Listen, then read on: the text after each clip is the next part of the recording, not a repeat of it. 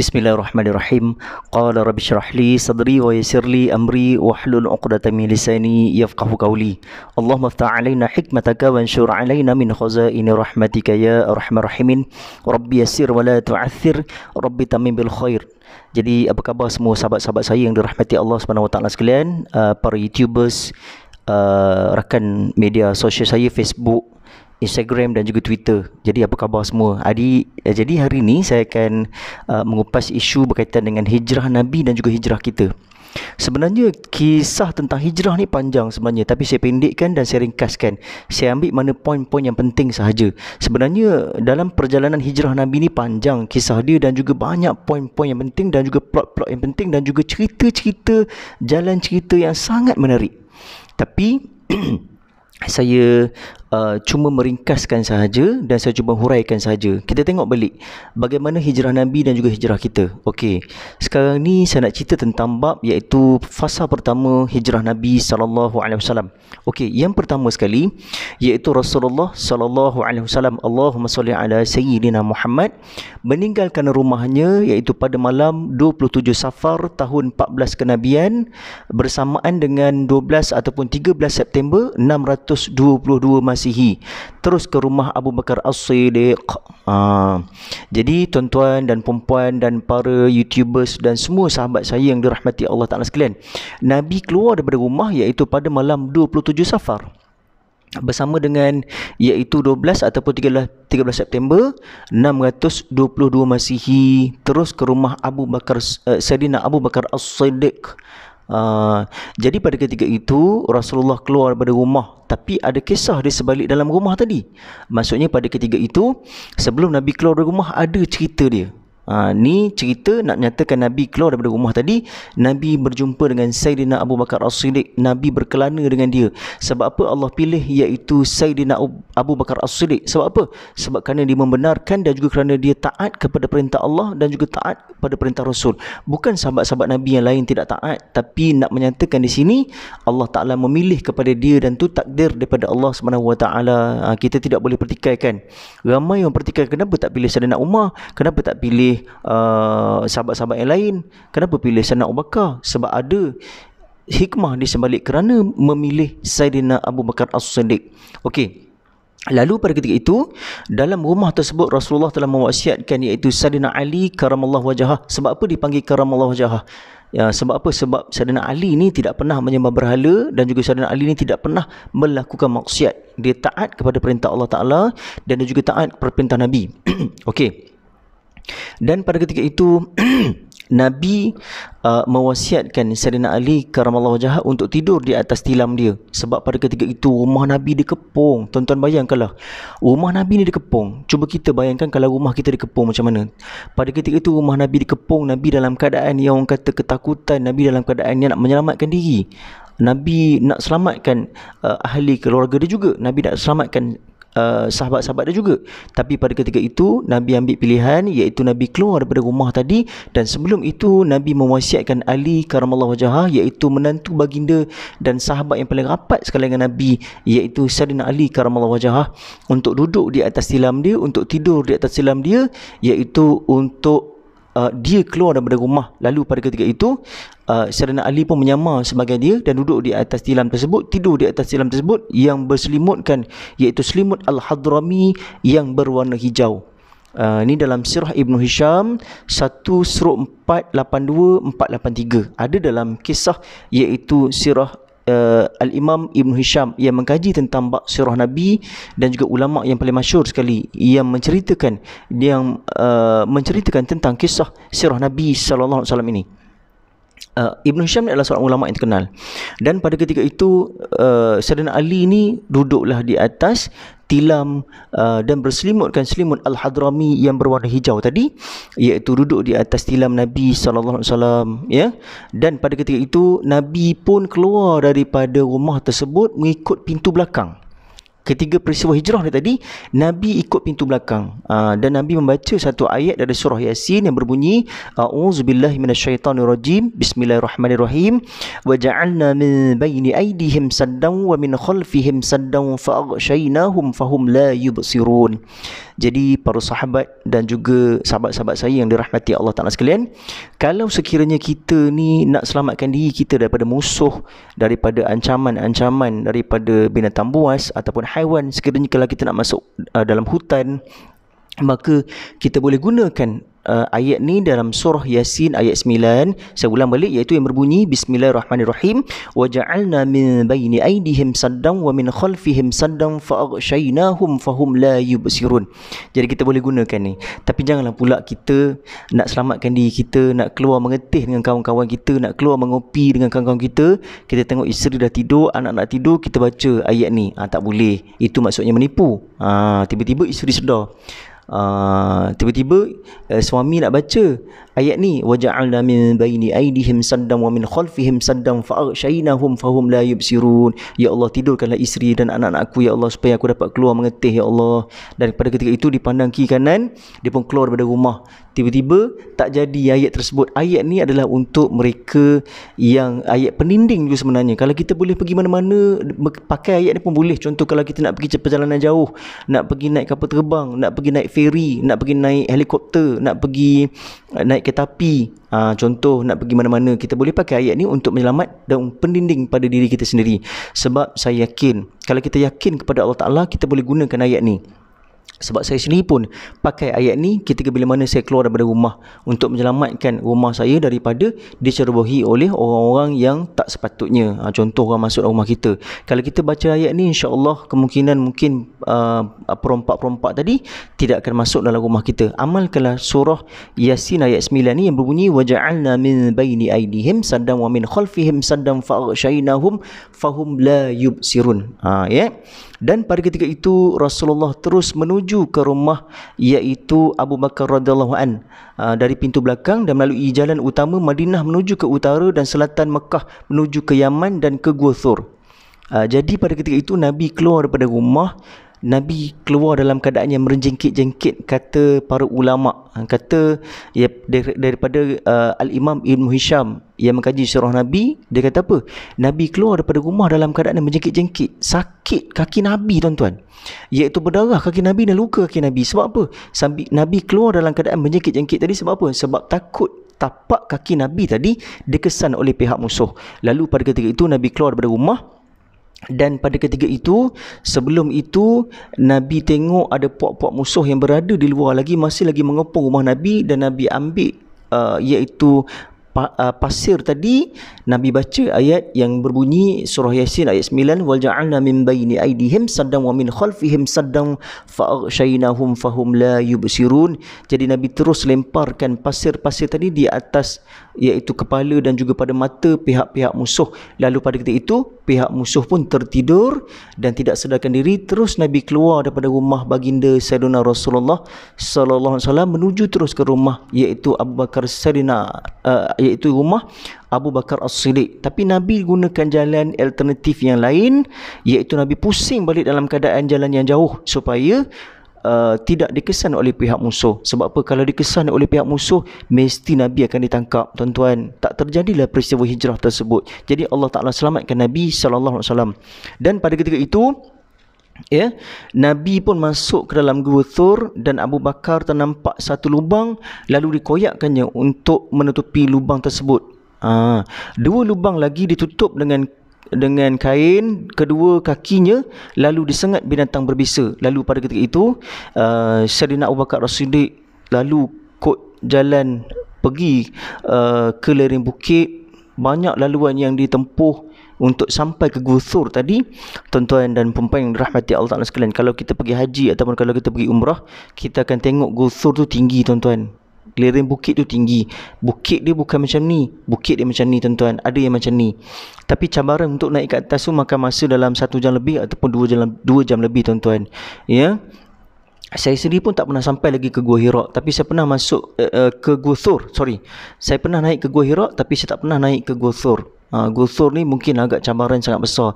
Tapi saya berbangga tuan-tuan bila tengok orang Islam, iaitu rakyat Pakistan, mereka sanggup untuk naik ke atas walaupun telah berusia 80 ataupun 70 tahun ke atas. Kita sendiri yang masih lagi muda ni tak berani untuk naik ke atas, Masya Allah. Jadi saya tengok balik, kita cerita balik tentang bab peristiwa hijrah tadi. Lalu pada ketika itu mereka pun naik ke Gusur, dan pada ketika itu Saidina Abu Bakar melihat ada dua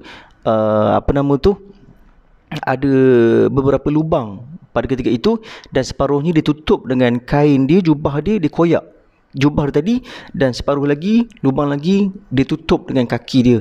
Dan pada ketika itu beliau disengat oleh binatang yang sangat berbisa, tuan-tuan. Masya Allah, binatang sangat berbisa. Wallahualam, kalau jengking, ular dan sebagainya, wallahualam, tidak disebut dalam kitab sirah, tapi dikatakan binatang yang berbisa. Lalu pada ketika itu, tuan-tuan dan puan-puan yang dirahmati Allah Ta'ala sekalian, iaitu pada ketika itu tengok pengorbanan Nabi SAW sebelum Nabi naik ke atas. Sebelum Nabi masuk dalam gua tersebut, Saidina Abu Bakar dulu masuk. Dia kata pada Nabi, wahai Rasulullah, biar aku dulu masuk, biar aku riki-riki dulu, kata dia. Dalam bahasa moden sekarang dipanggil riki-riki, usha-usha dulu. Lalu pada ketika itu setelah iaitu Saidina Abu Bakar masuk, dan Nabi SAW, Allahumma salli ala Saidina Muhammad, pun masuk ke dalam. Dan pada itu dia terpenat dan juga tertidur. Dan pada itu Saidina Abu Bakar melihat ada beberapa lubang dalam gua tersebut, dan ditutup dengan jubah dia, dikoyakkan jubah dia, dan ditutup separuh lagi dengan kaki dia. Masya Allah, tuan-tuan. Tengok betapa besarnya pengorbanan, iaitu Nabi, pengorbanan sahabat Nabi Saidina Abu Bakar As-Siddiq. Kita sendiri pun tak sanggup berkorban untuk sahabat-sahabat kita, tuan-tuan. Kita tengok balik, siapa sahabat yang sanggup bantu kita dalam keadaan susah? Sahabat-sahabat ni, tuan-tuan, kita tengok balik, dia hanya bantu kita dalam keadaan senang saja. Mungkin ada segelintir yang boleh bantu kita dalam keadaan susah. Itu sahabat yang benar. Tapi ada juga sahabat kita yang tak boleh bantu kita dalam keadaan susah. Sebab apa? Sebab dia pun susah juga, sebab kita pun susah juga. Jadi sama-sama kita bersangka baik pada sahabat kita. Sebab apa dia tak tolong? Sebab dia pun susah juga. Mungkin ada ahli keluarga dia yang susah berbanding dengan kita yang mungkin susah, tapi ada orang lain lebih susah daripada kita, ya. Jadi tuan-tuan, kita nak cari sahabat ni cakap susah, tuan-tuan. Nak cari sahabat ni memang susah. Tapi nak cari sahabat yang betul-betul boleh senang, boleh gembira dengan kita, boleh duduk sekali dengan kita, susah, ya. Okey, dan pada ketika itu Rasulullah mendiami gua tersebut, iaitu selama 3 malam, Jumaat, Sabtu dan Ahad. Ni dalam kitab Fathul Bahri ayat 7, dalam bab 7, iaitu surah 336. Dalam kitab Fathul Bari pun dah beritahu, iaitu dalam bab 7, iaitu muka surat 336. Rasulullah duduk dalam gua tu selama 3 hari, tuan-tuan. Bayangkanlah, tak turun, tak ke mana-mana. Lalu pada ketika itu Rasulullah beruzlah di situ, berzikir, perbanyakkan zikir, perbanyakkan tenangkan fikiran, hanya berdialog dengan Saidina Abu Bakar, hanya merintih kepada Allah Ta'ala. Kita sendiri pun, tuan, kalau duduk dalam keadaan rumah tak keluar 3 hari, pensan kita, tuan-tuan.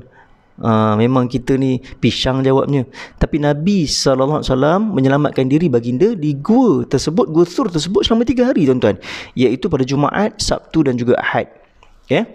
Lalu pada ketika itu setelah kaki, iaitu Saidina Abu Bakar digigit tadi, lalu pada ketika itu Nabi terus menjampikan kaki dia. Nabi tiba-tiba keluar air mata pada wajah Saidina Abu Bakar As-Siddiq tadi, terus jatuh di atas pipi baginda Saidina Rasulullah sallallahu alaihi wasallam yang mulia tadi. Lalu terkejutlah baginda, bertanya kepada Abu Bakar, wahai Abu Bakar, kenapa kamu nangis? Kaki aku sakit, diserang oleh binatang, digigit oleh binatang berbisa. Lalu pada ketika itu Nabi pun meludahkan air ludah dia tadi dan berjampi satu ayat, Allahualam ayat apa. Jadi Nabi letakkan di atas kaki, iaitu Saidina Abu Bakar As-Siddiq tadi, terus sembuh, dan terus elok. Lalu pada ketika itu sepanjang 3 hari baginda Saidina Rasulullah dan bersama dengan iaitu Saidina Abu Bakar As-Siddiq berada dalam gua tersebut. Abdullah bin Abu Bakar mengintip setiap perbualan puak kafir Quraisy Mekah untuk strategi untuk menangkap Nabi. Iaitu Abdullah bin Abu Bakar ni adalah anak kepada Abu Bakar. Abdullah ni setelah ayahanda baginda, iaitu Saidina Abu Bakar As-Siddiq naik ke atas bersama dengan Rasulullah yang tercinta, naik ke atas, Abdullah ni turun ke bawah balik, riki-riki balik, dia menyamar. Dia pergi ke pasar-pasar ataupun ke segenap di kota tersebut untuk mengetahui strategi puak kafir Quraisy ni untuk mengintip Nabi dan untuk mencari Nabi. Jadi dia cerita dia naik semula ke bukit tersebut, dia cerita pada Nabi dan juga dia cerita pada ayahanda dia, iaitu siapa dia? Sayyidina Abu Bakar As-Siddiq. Dan pada ketika itu Amir bin Fuhairah ni adalah hamba Abu Bakar. Amir bin Fuhairah ni dalam kitab sirah cerita adalah hamba kepada iaitu Sayyidina Abu Bakar As-Siddiq yang menggembala kambing, yang menjaga kambing Sayyidina Abu Bakar As-Siddiq. Kambing Sayyidina Abu Bakar As-Siddiq ni banyak, unta dia pun banyak, dia pun orang yang kaya sebenarnya, Sayyidina Abu Bakar As-Siddiq ni. Dan pada ketika itu Amir bin Fuhairah ni adalah hamba Abu Bakar As-Siddiq yang menggembala kambing, sentiasa membawa kambing-kambingnya dan memerah susu kambing tersebut untuk bekalan Rasulullah bersama Abu Bakar As-Siddiq di Gua Thur, iaitu ni dalam Sahih Bukhari 1/553 dan 554. Yang ni cerita dalam kitab sirah ataupun cerita dalam iaitu Sahih Bukhari. Ada dia cerita di situ. Okey, jadi tuan-tuan dan puan-puan dan sahabat saya yang dirahmati Allah Taala sekalian. Jadi pada ketika itu Amir bin Fuhairah ni menghantarkan bekalan makanan kepada iaitu Sayyidina Abu Bakar As-Siddiq bersama dengan baginda Sayyidina Rasulullah sallallahu alaihi wasallam di Gua Thur. Dia bawa kambing-kambing dia. Sebab apa dia bawa kambing? Sebab apa? Sebab dalam kambing tersebut, pada kambing tersebut ada susu untuk diperah dan untuk diminum oleh baginda Sayyidina Rasulullah sallallahu alaihi wasallam dan juga Sayyidina Abu Bakar As-Siddiq. Dan juga sebab apa dia bawa kambing yang banyak? Sebab apa? Sebab dia bawa kambing yang banyak supaya kambing-kambing tadi, tapak-tapak kambing tadi boleh menutupi tapak-tapak kaki kesan-kesan perjalanan hijrah, iaitu kedua-dua insan yang mulia tadi. Itu hikmah di sebaliknya. Sebab apa? Amir bin Fuhairah bawa kambing-kambing dia tadi. Yang pertama sekali iaitu nak bawa kambing-kambing dia tadi, nak perah susu kepada iaitu kedua-dua makhluk insan yang mulia tadi di atas Gua Thur tadi. Dan yang kedua pula iaitu untuk menutup jalan-jalan hijrah baginda yang mulia tadi bersama dengan sahabat baginda tadi, supaya menutup jalan tersebut dan hanya kesan-kesan tapak-tapak kaki kambing saja. Itu hikmah di sebaliknya, ya. Jadi selepas ia selesai pulang ke Mekah dengan membawa kambing tersebut melalui jejak yang ditinggalkan oleh Abdullah bin Abu Bakar dengan bertujuan menghilangkan kesan tapak kaki Abdullah bin Abu Bakar tadi. Sebab Abdullah bin Abu Bakar tadi pun di jalan seorang naik ke atas untuk beritahu kisah yang puak kafir Quraisy ni ada agenda tersendiri, strategi untuk menangkap kedua-dua insan yang mulia tadi. Ini dicerita dalam Sirah Ibn Hisham 1/487. Okey. Dan pada ketika itu puak kafir Quraisy ni tadi dekat rumah tadi, ketika mereka keluar tadi, mereka telah nangkap iaitu Sayyidina Ali dan telah memukul Ali dengan keadaan yang sangat kejam. Mereka sepak Ali, mereka pukul Ali, mereka paksa Ali untuk beritahu Nabi berada di mana. Lalu Ali tidak menyatakan, Ali simpan rahsia tersebut. Ali kata tidak tahu, aku tidak tahu. Pada ketika itu, dan Ali dipukul, ya, teruk tuan-tuan. Kalau kita sendiri dipukul pun, Allahu Akbar. Jadi pada ketika itu tidak ada siapa yang dapat bantu Ali tadi. Dan pada ketika itu Asma ni juga ditampar oleh Abu Jahal. Asma bin Abu Bakar. Asma ni siapa? Asma ni adalah anak gadis kepada Sayyidina Abu Bakar As-Siddiq. Asma pun ditangkap oleh pihak kafir Quraisy tadi, lalu ditampar pipi dia dan terjatuh anting-anting dia. Anting-anting ni dalam bahasa ulama kata kiasnya iaitu perhiasan yang berada pada tubuh badan Asma tadi terjatuh setelah ditampar oleh pihak kafir Quraisy tadi. Dia beritahu dia, wahai Asma, wahai Ali, tolong beritahu di manakah Rasulullah dan ayahanda kamu iaitu Sayyidina Abu Bakar As-Siddiq. Aku nak cari mereka. Lalu pada itu mereka ditampar dalam keadaan yang sangat kuat dan terjatuh anting-anting Asma binti Abu Bakar tadi. Ini dalam Sirah Ibn Hisham 1/487. Saya ambil plot-plot yang penting ni semua dalam kitab sirah yang saya belajar dahulu semasa di pondok, dan juga yang ketiga ni dalam iaitu Sahih Bukhari. Sebab itulah saya cerita Sirah Ibn Hisham, Sahih Bukhari. Sebab kita tak nak peristiwa hijrah ni adalah peristiwa yang kata kita ambil daripada internet ataupun kita ambil daripada sumber-sumber yang bukan yang sahih. Jadi saya ambil daripada sumber yang sahih dalam kitab sirah dan juga dalam iaitu hadis-hadis Nabi sallallahu alaihi wasallam. Okey, seterusnya pula iaitu semasa puak kafir Quraisy mencari mereka di gua, Allah datangkan dua haiwan labah-labah dan burung merpati yang bersarang di pintu gua. Tuan-tuan bayangkanlah, ketiga bila mana Nabi keluar daripada rumah tadi, lalu pada itu puak hulu balang pihak kafir Quraisy tadi terus masuk ke rumah Nabi dan dia tanya kepada hulu balang yang tunggu di situ, mana Nabi? Nabi dah keluar. Minta maaf wahai ketua, sebab apa aku tak sedar, aku tertidur. Kamu telah tertidur. Lalu pada ketika itu mereka pun pergi ke Gua Thur, dan pada ketika itu Allah Ta'ala hadirkan dua makhluk haiwan, iaitu Allah hadirkan yang pertama sekali burung merpati, iaitu yang bersarang di situ, dan yang kedua labah-labah yang bersarang di situ. Sebab apa Allah Ta'ala pilih kedua-dua binatang tersebut? Sebab binatang tersebut sangat jinak. Burung merpati tuan-tuan sangat jinak. Kalau kita tengok balik tuan-tuan, kalau daging dia kita boleh buat sup dan kita boleh buat goreng kunyit. Masya Allah, cerita bab makanan pula. Tapi nak cerita tentang bab keistimewaan binatang ni ataupun haiwan ni tersebut. Jadi bila mana iaitu burung merpati tuan-tuan, sedap tuan-tuan kalau kita goreng kunyit, kalau kita buat sup, kalau kita bakar memang sedap sebab dia boleh buat ubat lelah. Sebab itulah keistimewaan Allah Ta'ala letak burung merpati tadi dalam cerita sirah ni tadi. Allah tak letakkan burung wak-wak, Allah tak letakkan burung bangau, Allah tak letakkan burung hantu. Sebab mungkin ada keistimewaan yang tersendiri yang ada pada burung merpati tadi. Dan yang kedua pula iaitu haiwan yang berbisa juga, iaitu Allah letakkan iaitu labah-labah, iaitu spider. Sebab itulah orang barat tuan-tuan dia buat filem Spiderman. Sebab apa? Sebab dia tahu Spiderman ni boleh menyelamatkan orang dan membantu orang. Sebab apa? Orang kafir ni ataupun Mak Saleh ni dia dah kaji sirah Nabi sebenarnya. Sebab itulah mereka buat filem Spiderman. Kita tuan-tuan, orang Melayu ni buat filem Cicak Man.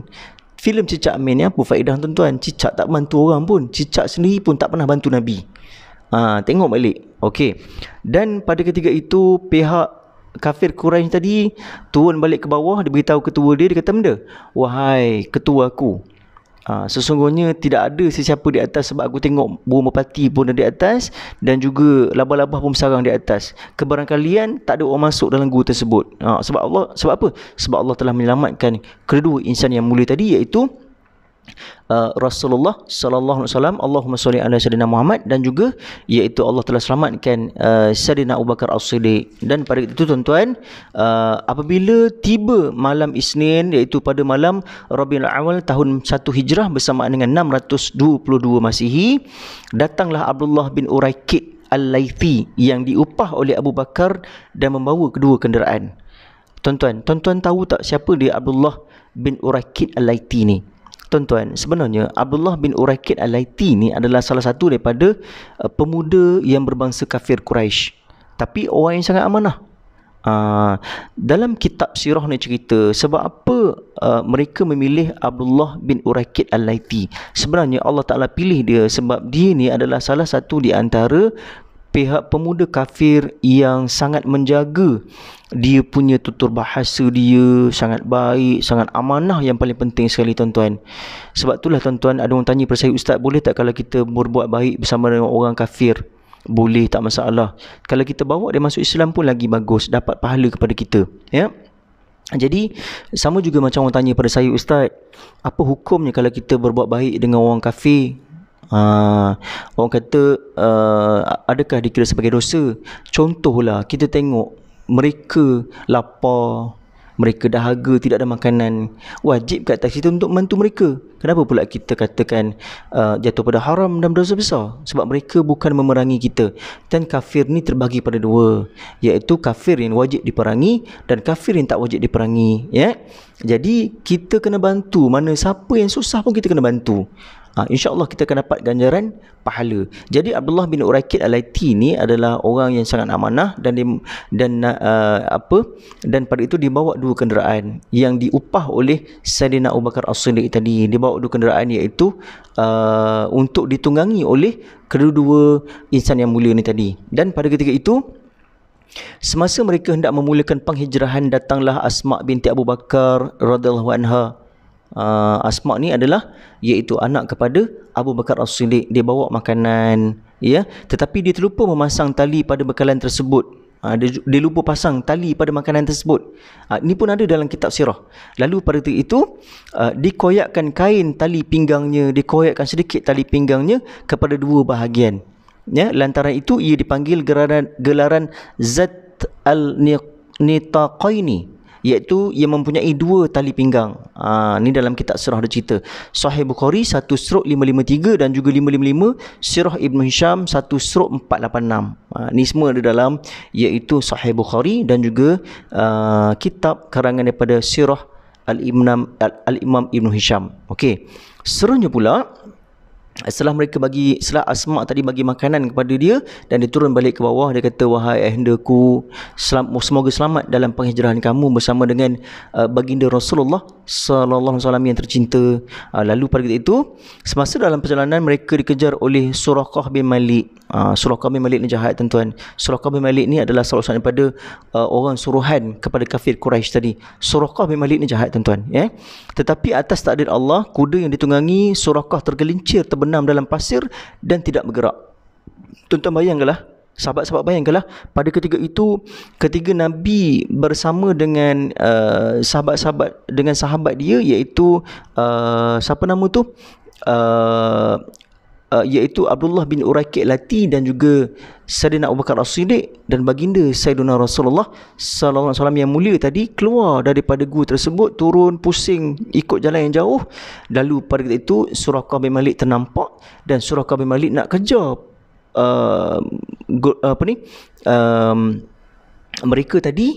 Lalu pada ketika itu dalam perjalanan tersebut, ya, Suraqah bin Malik terus terjelupuk jatuh di atas pasir tadi dengan takdir Allah Ta'ala. Sebab apa? Allah Ta'ala sengaja jatuhkan Suraqah bin Malik tadi. Lalu pada ketika itu, tuan-tuan dan puan-puan yang dirahmati Allah Ta'ala sekalian, saya nak cerita sedikit tentang bab iaitu permusafiran baginda. Ketiga dalam permusafiran baginda, banyak pengalaman yang baginda hadapi, kesusahan yang baginda hadapi bersama dengan para sahabat. Hijrah ni susah, tuan-tuan. Sama juga macam kita nak hijrah ke arah kebaikan, daripada kejahatan ke arah kebaikan. Contoh, seseorang yang tak pakai tudung, tiba-tiba dia nak pakai tudung. Hijrah dia sangat susah, tuan-tuan. Ya, perlukan pengorbanan, perlukan tenaga, perlukan masa, perlukan emosi yang stabil. Juga macam kita, tuan-tuan. Kita ni daripada merokok kepada tidak rokok. Cabaran untuk supaya tidak merokok sangat susah, tuan-tuan. Ketagihan tu susah nak buang, tuan-tuan, ya. Lalu pada ketika itu Suraqah bin Malik pun terjatuh. Tuan-tuan, saya nak memetik kata Sayyidina Abu Bakar As-Siddiq. Saya nak memetik kata-kata daripada Sayyidina Umar Al-Khattab. Sayyidina Umar Al-Khattab kata apa? Dia kata, benda kalau kita nak tengok sahabat kita, tengoklah di waktu ketiga bila mana kita dalam keadaan permusafiran. Yang ni kita dapat kenal sahabat-sahabat kita. Macam juga contoh kita nak pergi ride, tuan-tuan. Kita nak pergi ride ke Cameron, contoh. Kita nak pergi ride ke Cerating, contoh. Kita nak ride ke KL, contoh. Kita nak ride naik motor nak pergi ke Kedah, contoh. Mesti kena ada satu lead, mesti kena ada orang tengah dan mesti juga orang yang backup di belakang. Dia tak semua orang kata kita jadi orang yang awal dulu nak ride, tak boleh. Kita kena jaga dalam grup kita tersebut. Itulah sahabat sebenarnya. Dan pada itu kalau kita nak tengok sahabat kita dalam keadaan yang orang kata permusafiran tadi, contohlah tiba-tiba tayar pancit. Tulang kau ni tayar pancit. Tidak boleh salah menyalahkan di antara satu sama lain. Adakah itu sahabat? Tidak. Tak dikira sebagai sahabat orang yang suka menyalahkan orang lain. Begitu kaedah di dalam keadaan permusafiran. Kita nak cari orang yang betul-betul sahabat yang baik, nak tengok akhlak dia, tengoklah ketiga dalam permusafiran. Macam-macam keluar, tuan-tuan. Percayalah. Okey. Dan juga dalam perjalanan baginda sampai ke dua buah kemah, iaitu kemah pemilik kepada Ummu Ma'bad. Ummu Ma'bad ni daripada Bani Al-Khuza'ah. Perempuan yang agak lasak, diberikan kambing yang kurus dan kecil. Lalu pada ketika itu dalam perjalanan mereka tadi, Sayyidina Abu Bakar As-Siddiq, bersama dengan Rasulullah dan juga bersama Abdullah bin Uraikid Laiti tadi dan beberapa orang lagi, mereka telah berhenti di dua buah kemah pemilik kepada Ummu Ma'bad. Ummu Ma'bad ni siapa? Ummu Ma'bad ni adalah salah seorang daripada perempuan yang lasak, yang suka duduk di depan kemah, suka bagi makanan dan juga suka bagi sedekah kepada kabilah-kabilah Arab ataupun kabilah-kabilah yang nak pergi berjalan-jalan. Dia akan bagi sedekah kepada kabilah-kabilah tersebut, ya. Dan Ummu Ma'bad ni adalah perempuan wanita yang sangat lasak tuan-tuan. Sebab itulah tuan-tuan, kalau nak bagi nama anak perempuan esok, letak nama Ummu Ma'bad. Cantik nama Ummu Ma'bad tuan-tuan. Sedap nama Ummu Ma'bad, Ummu sahabat Nabi, nama iaitu kepada perempuan iaitu sahabat Nabi tadi. Dan pada ketika itu tuan-tuan, bila mana ketiga mereka sampai di kemah Ummu Ma'bad tadi, lalu pada ketika itu baginda Sayyidina Rasulullah beritahu, ada tak makanan dekat situ, cuba tanya, sebab kita nak lapik perut. Lalu pada ketika itu Sayyidina Abu Bakar As-Siddiq, Sayyidina Abu Bakar As-Siddiq turun daripada kuda tersebut, daripada unta tersebut, dan dia tanya kepada Ummu Ma'bad, wahai Ummu Ma'bad, aku nak tanya kepada kamu, ada tak makanan untuk kami? Lalu Ummu Ma'bad beritahu dia, tidak ada makanan untuk kamu, dah tak ada makanan dah, sebab aku dah bagi sedekah pada kabilah-kabilah lain. Cuma yang ada cuma kambing yang kurus yang dah nak mati. Tuan-tuan bayangkanlah, kita kalau dapat kambing yang kurus yang dah nak mati, mesti kita akan marah. Tapi pada ketika itu Sayyidina Abu Bakar dia beritahu kepada Nabi, wahai Rasulullah, yang makanan semua dah habis. Ummu Ma'bad cakap, cuma kambing yang kurus yang dah nak mati. Nak tak? Lalu pada ketika itu bawa kat sini. Lalu pada ketika itu Sayyidina Abu Bakar As-Siddiq pun bawa kambing tadi, bertemu dengan baginda, wahai Rasulullah, ambillah kambing ni, Ummu Ma'bad bagi. Rasulullah pun tengok, Rasulullah pun pegang dengan tangan kanan, dipegang iaitu dada kambing tadi, dada kambing betina tadi. Lalu pada ketika itu terus kambing tadi gemuk dan terus mengeluarkan susu dengan banyak. Dan pada itu terus Ummu Ma'bad terkejut melihat. Sejak daripada itu, peristiwa tersebut barulah yang Ummu Ma'bad ni tahu yang itu adalah baginda Sayyidina Rasulullah, iaitu Nabi pada ketika itu. Dan pada itu pun Nabi pun bagilah susu kambing tadi kepada kabilah-kabilah yang berada di situ, dan kepada Ummu Ma'bad dan kepada semua yang ada di situ. Lalu kenyanglah mereka dan terus mereka beredar pada ketika itu tuan-tuan. Itulah nak ceritakan pada tuan-tuan, iaitu mukjizat yang ada pada Nabi tuan-tuan. Sebenarnya banyak lagi mukjizat yang ada pada Nabi yang kita tak tahu. Mungkin ada yang tahu, mungkin ada setengah yang tak faham tentang mukjizat yang ada pada Nabi, sehingga kan Nabi ni boleh belah bulan, boleh keluarkan air dalam batu, boleh orang kata keluarkan susu daripada kambing yang kurus yang nak mati tadi. Banyak mukjizat yang ada pada Nabi tuan-tuan. Kita sendiri pun tak terfikir tuan-tuan betapa hebatnya Nabi ni tuan-tuan. Allahu Akbar, Allahumma salli ala sayyidina Muhammad. Dan dalam perjalanan Nabi bertemu dengan Abu Buraidah yang merupakan ketua dari kaumnya. Dia mencari Nabi agar dapat upah dan nakkan hadiah lumayan yang ditawarkan oleh puak kafir Quraisy tuan-tuan. Abu Buraidah ni bersama dengan kabilah-kabilah dia, iaitu nak tangkap Nabi. Sebab apa? Sebab dia nak hadiah. Siapa yang dapat tangkap Nabi, mereka akan dapat iaitu ganjaran yang paling lumayan pada ketika itu tuan-tuan. Ya Allah, siapa tak nak tuan-tuan? Kafir Quraisy mesti nak. Jadi mereka kejar Nabi, mereka nak cari Nabi sampai ke lubang cacing. Lalu pada itu mereka bertemu dengan Abu Buraidah, ya. Dan apabila Abu Buraidah ni berhadapan dengan Rasulullah, beliau telah memeluk agama Islam bersama dengan 70 lelaki daripada kaumnya tuan-tuan. Bayangkanlah, dia ni nak tangkap Nabi. Bayangkanlah, Abu Buraidah ni dia nak tangkap Nabi sebab dia nak duit. Tapi pada ketika itu, bila dia lihat saja wajah Nabi tadi, Masya Allah, terus tuan-tuan tak jadi nak tangkap, terus dapat hidayah daripada Allah Ta'ala. Terus pada ketika itu dia terus mengucap kalimah syahadah, terus masuk Islam. Dan dia bersama dengan iaitu Nabi ketika peristiwa hijrah tersebut tuan-tuan. Itulah hikmah di sebaliknya tuan-tuan. Allahu Akbar. Sebab itulah kita tuan-tuan, bila kita lemparkan senyuman yang indah, kita lemparkan senyuman yang sangat cantik, dan kita buat baik dengan masyarakat, insya-Allah orang akan sayang pada kita, diorang akan masuk Islam kerana kita tuan-tuan. Bayangkanlah, ya. Macam contohlah baru ni tuan-tuan, ada dua orang yang setelah Islam kan. Sebab apa? Sebab dia kata dia suka tengok wajah orang Islam. Dia suka tengok wajah orang Islam ni cantik, bersih, berjanggut, berserban, bertudung. Masya Allah tuan-tuan. Mungkin tuan-tuan, kita jangan nafikan sebab hidayah yang Allah Ta'ala bagi pada mereka. Kemungkinan mungkin sebab untuk melihat wajah orang beriman, melihat ayat Quran, melihat Quran, mendengar ayat Quran, melihat wajah-wajah orang soleh, Allah Ta'ala buka hidayah kepada dia, taufik dan hidayah kepada orang kafir tadi untuk masuk kepada Islam tadi. Tuan-tuan, beruntung tuan-tuan. Jadi peganglah hidayah ni erat-erat. Kita nakkan hidayah ni kita pegang, kita genggam elok-elok tuan-tuan. Pelihara hidayah ni baik-baik. Itulah hadiah daripada Allah Ta'ala. Tuan-tuan, bayangkanlah, kadang-kadang orang yang dapat hidayah daripada Allah Ta'ala ni tuan-tuan, kadang-kadang dia akan rasa geletar tau, akan rasa berdebar-debar. Sebab apa? Hidayah tu sampai kepada dia. Hidayah tu adalah salah satu daripada hadiah daripada Allah Ta'ala. Getaran tu kita dapat rasakan. Orang yang dapat hidayah ni, ya Allah, sangat indah. Dia akan menangis tuan-tuan. Dia akan menangis, dia akan bersyukur, dia akan sujud syukur kepada Allah Ta'ala. Okey, bayangkanlah, dan 70 lelaki daripada kaum Abu Buradah tadi masuk Islam. Sebab apa? Sebab melihat wajah Nabi saja. Allahu Akbar. Kita kalau zaman sekarang ni melihat wajah Nabi, Masya Allah, mungkin kita akan peluk Nabi, kita akan cium Nabi. Lau kana bainana, lau kana bainana. Maksudnya, kalaulah Nabi ada sekarang, Allahu Akbar, indah wajah Nabi.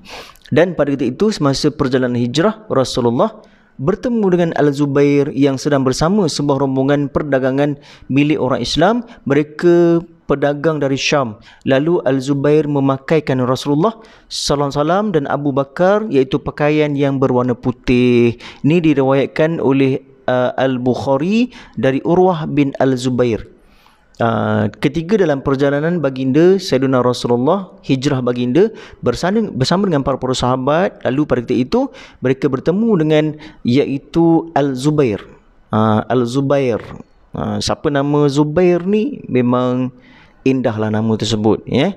Jadi dia ni adalah satu daripada pedagang yang paling kaya sekali, yang bertemu dengan baginda Sayyidina Rasulullah sallallahu alaihi wasallam dan telah memakaikan Nabi dengan pakaian yang berwarna putih. Disalut pada Nabi tadi pakai warna putih bersama dengan Sayyidina Abu Bakar As-Siddiq. Ini dalam Sahih Bukhari, iaitu diriwayatkan oleh Al-Bukhari dari Urwah bin Al-Zubair. Dan seterusnya pula, iaitu banyak lagi kisah-kisah yang menarik dalam peristiwa hijrah baginda tuan-tuan. Saya tak dapat nak cerita panjang tuan-tuan, saya hanya dapat ringkaskan saja cerita ni. Bila mana tuan-tuan, banyak lagi ketika mereka sampai ke Madinah, yang asalnya nama Yathrib ditukar kepada Madinatul Munawwarah, dan seterusnya berlakulah piagam Madinah. Dan seterusnya pula Nabi bermalam di setiap rumah para sahabat pada ketika itu.